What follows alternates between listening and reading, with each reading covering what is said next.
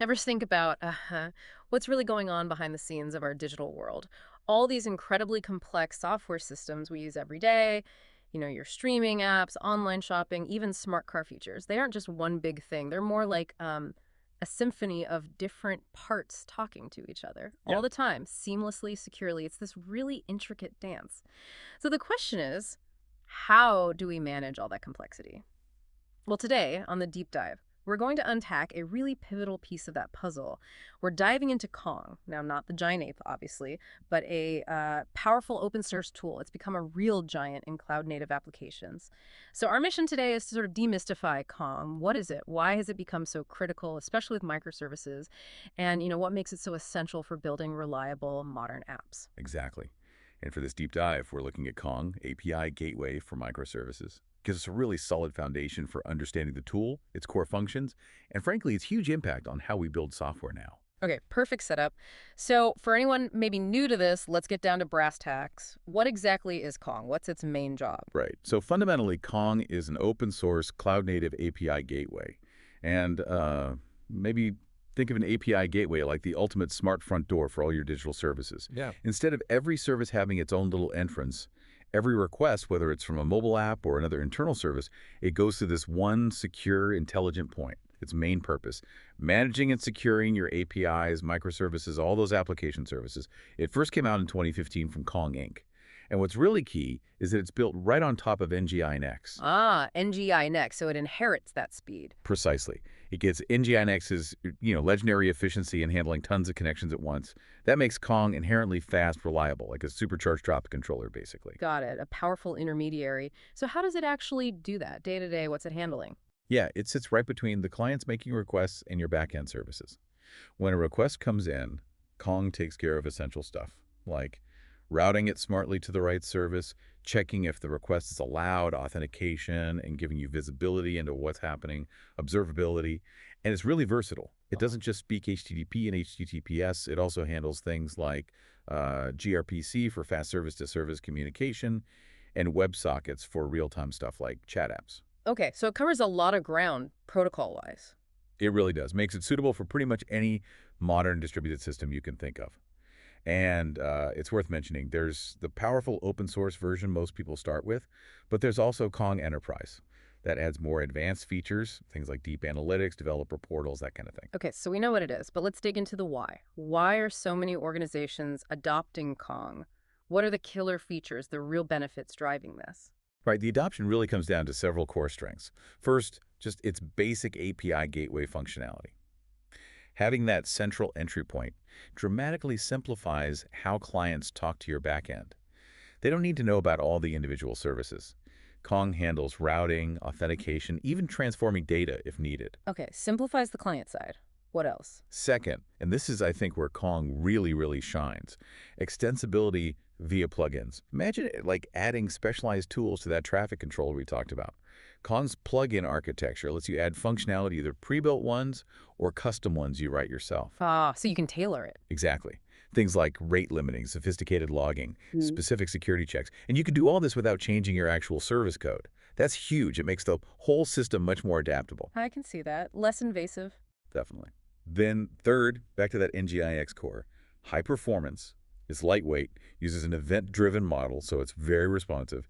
It handles a massive amount of traffic with really low latency. And that ties directly into number 4, scalability.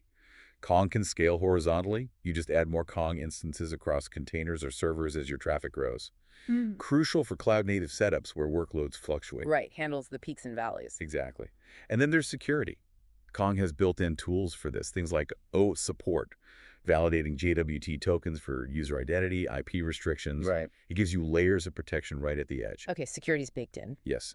And finally, ease of integration. It plays really well with the tools people are already using.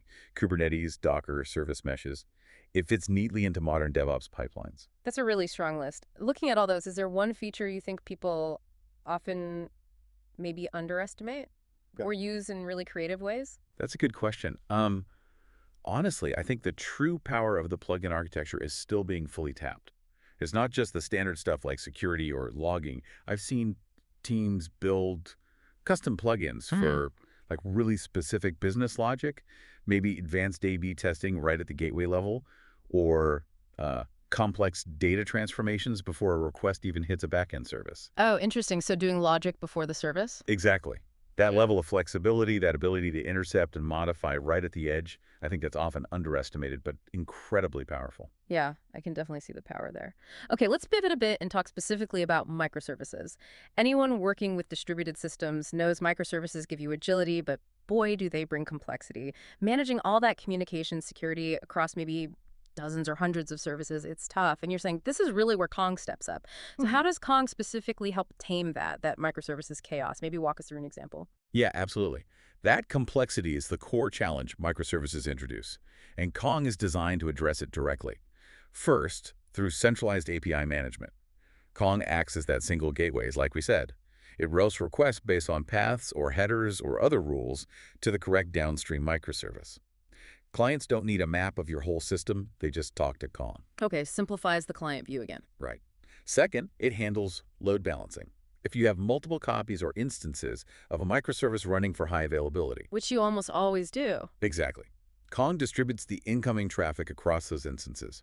Think of your online store during a big sale. Kong spreads the load so no single server gets overwhelmed, keeps things smooth. Third, service discovery. This is crucial in dynamic environments. Kong integrates with tools like Console or Kubernetes, so it knows which service instances are healthy and available right now. Ah, so if one crashes. Kong automatically stops sending traffic to it and routes requests to the healthy ones. Improves resilience dramatically. Then, for security and authentication, Kong enforces policies using those plugins we talked about, OAuth, JWT, API keys. Ensures only legitimate requests reach your services. Right, the gatekeeper role. Precisely. It also provides observability. Getting visibility into distributed systems is hard. Kong helps by providing logging, metrics, and tracing capabilities. You can see how your APIs are performing, track down issues much faster. Essential for debugging. Absolutely essential. And finally, those plugins again for rate limiting and throttling. You can set fine-grained rules on how many requests are allowed, preventing services from being overloaded, whether intentionally or accidentally. Okay, so it covers a lot of the operational headaches. It really does. And if you connect all that to the bigger picture, you see why Kong is so important for microservices. It tackles the inherent challenges head-on. It simplifies communication, that single entry point. It ensures scalability and performance because of its efficient core. It boosts resilience with load balancing and health checks. The plug-in flexibility lets you customize without rewriting services. And its cloud-native integration, especially with Kubernetes using the Kong Ingress controller, makes it a perfect fit for modern infrastructure. It sounds like it also helps developers focus, right? Definitely. Especially in larger teams, it streamlines collaboration. Developers can focus on their services' business logic, knowing Kong handles the complex edge concerns. It boosts productivity. That makes sense. Thinking back, before tools like Kong really took hold, what was the biggest pain point in managing APIs, especially in those earlier, maybe less structured microservice attempts? How has Kong changed the game? Oh, the biggest headache was absolutely the duplication of effort and inconsistency. Yeah. You had to build logic for authentication, for rate limiting, for logging inside every single service. Or maybe you had some shared libraries, but managing those across teams and deployment cycles was painful. Right, keeping everything in sync must have been a nightmare. It was error-prone, inconsistent, and slowed everything down. Kong fundamentally shifted that by centralizing all those cross-cutting concerns at the gateway layer. Developers now focus purely on the service's unique value, trusting Kong to handle that edge traffic management, security, observability. It's a huge paradigm shift. It enables building resilient, scalable systems much more effectively. What a fascinating deep dive. So just to quickly recap the core message here, Kong is this really powerful, extensible API gateway. It's become a standard almost for organizations adopting microservices because it simplifies what is, let's face it, an inherently complex architecture. Absolutely. It streamlines the API management, massively improves scalability, bolsters security, ensures resilience. It's become a truly critical piece for building reliable cloud-native applications today, no question. And thinking ahead, as software keeps getting more distributed, more complex, which seems inevitable, the need for tools like Kong, these robust, flexible, high-performance API management platforms is only going to grow, right? So what does that tell us about the future, about software architecture itself, and maybe about all this invisible infrastructure that actually powers, well, everything in our digital lives? Makes you think.